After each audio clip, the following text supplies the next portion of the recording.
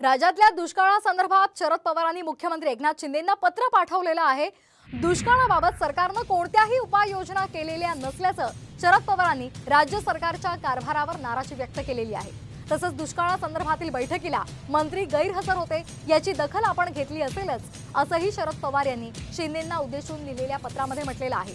दरम्यान दुष्काळासंदर्भात आश्वासक बदल न झाल्यास संघर्ष करावा लागेल असा इशाराही पवारांनी मुख्यमंत्र्यांना पत्राद्वारे दिलेला आहे। नेमकं काय म्हटलंय पाहूयात। दुष्काळाच्या बैठकीला मंत्री गैरहजर होते। मंत्र्यांच्या गैरहजेरीची दखल घेतलीच असेल।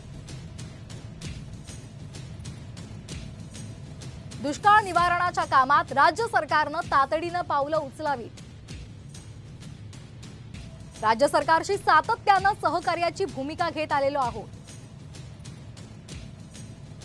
दुष्काळाबाबत आश्वासक बदल न दिसल्यास संघर्षाची भूमिका घेऊ असं शरद पवारांनी शिंदेंना दिलेल्या पत्रामध्ये म्हटलेलं आहे।